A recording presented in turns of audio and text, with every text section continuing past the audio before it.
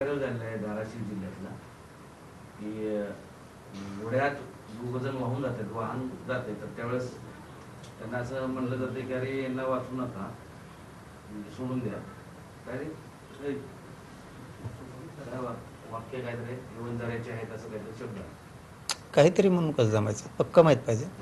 काहीतरीवर कसं उत्तर देता येईल मला प्रश्नच काय. त्याच्यामध्ये असं आहे की व्हिडिओ व्हायरल होतो आहे सध्या, आणि त्याच्यामध्ये असं म्हटलं जात आहे की 2 मोटरसायकलवाले पुरात वाहून जात आहेत आणि त्याच्यावरती गोपीनाथ मुंडेंचा फोटो आहे आणि त्यामुळे बाकीचे जे आहेत ते मरुद्या बंजाऱ्याचे आहेत असं म्हटलं गेलं. नाही, ते काही एकाचं 2 जोडलं असेल. इतके भावनाशून्य लोक नाही आहेत, इतके माणुसकी सोडलेले लोक नाही आहेत. त्यांच्याच कुणीतरी जोडलं असेल ते वातावरण दूषित होण्यासाठी, कारण त्यांना तो नाद आहे. जसं की त्यांनी आत्ता त्यांच्याच दसऱ्यासुद्धा दूषित केलं, ते त्यांना सवय आहेत. त्यामुळे ते त्यांचंच कुणी असेल, दुसऱ्यावर ढकलीत येईल ते. त्यामुळे त्याच्यावर काय उत्तर द्यायची गरज नाही आपल्याला, आणि त्या विषयाला महत्त्व द्यायची पण काही गरज नाही. असेल तर अहो बनाव करू शकते, त्यांना कळायला पाहिजे ना कोणत्या लेवलला घेऊन चाललेत. निजामाच्या अवलादी मनाला लावायचं लोकांना. हां, इकडच्या जिल्ह्यातले बीड जिल्ह्यात बोलवायचे, ते जमतं का? हां, निजामाची अवलादी येत्या म्हणले का नाही? स्टेटमेंट नाही, हे दुसरा विषय गुलामगिरीचा. दुसऱ्या जिल्ह्यातले आणतात, मिशा नाही, फिशा नाही, काही नाही, वेगळेच दिसते ते असले. ते म्हणतात निजामाच्या अवलादी आहेत मराठ्याला. दुसरं म्हणणार तुम्ही गुलामीचं गॅजेट घ्या, म्हणजे गुलाम समजता दुसऱ्याला. तुमची काय भाषा आहे? दुसऱ्या जिल्ह्यातला धरून आणायचा आणि इकडं त्या परळीच्या टोळीनं मिरवायचा. तुम्हाला तुमचं कळाना सुद्धा ज्या मराठ्याने तुम्हाला किती सांभाळलं, किती उंची वाढवली, त्यांच्या विरोधात असले घाण स्टेटमेंट करायचे. यांनीच वाढवलं हे जातीवाद, यांनीच वाढवला. सुरुवात यांनी केली, आपण आधी बोललेलो नाही.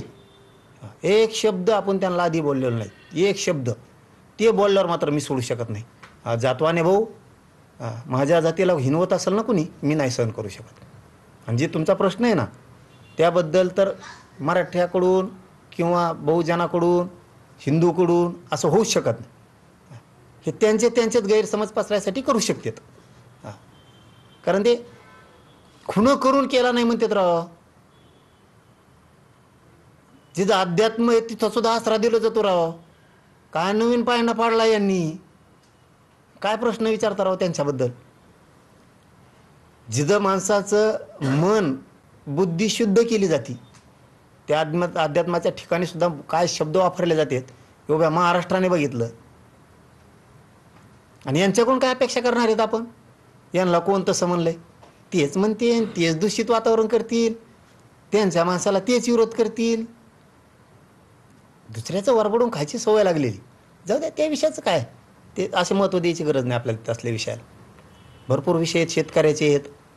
इथं मरणाचं संकटात सापडले सगळे, हे हाल चालू आहेत मरणाचे शेतकऱ्यांचे.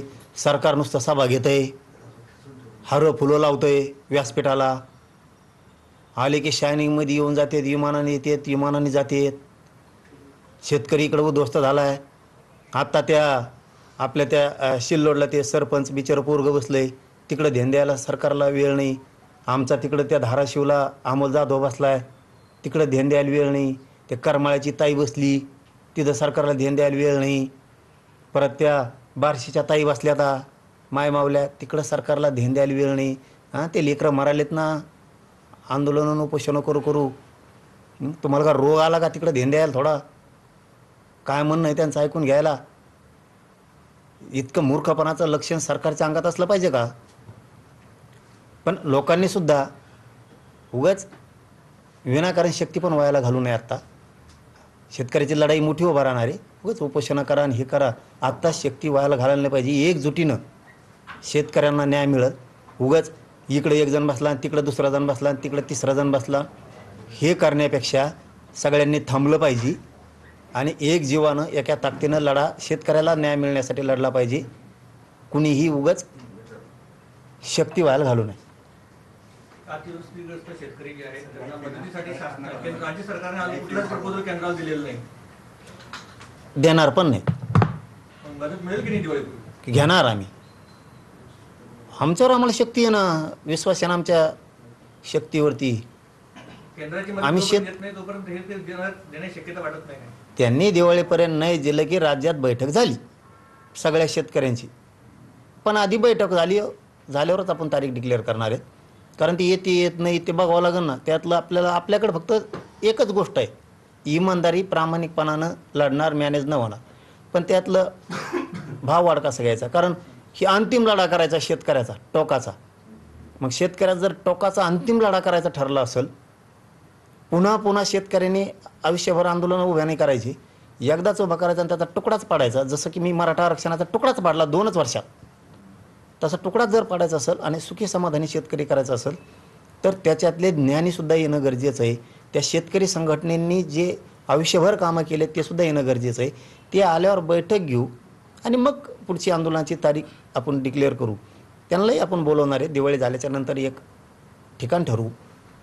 त्या मैदानावरती महाराष्ट्रात जेवढ्या शेतकऱ्याच्या संघटना आहेत, जेवढे अभ्यासक आहेत त्यांचे, ज्यांना माहिती आहे हमी भाव कसा द्यायचा, कर्जमुक्ती कशी घ्यायची, पीक विम्याचे पैसे कसे घ्यायचे, नुकसान भरपाई कशी घ्यायची, मालाला भाव, भाजीपाल्याला भाव, दुधाला भाव, फळबागाला भाव कसे घ्यायचे, ह्या सगळ्या गोष्टीवरती ज्यावेळेस चर्चा होईल. शेतीला नोकरीचा दर्जा कसा घ्यायचा, आपण हे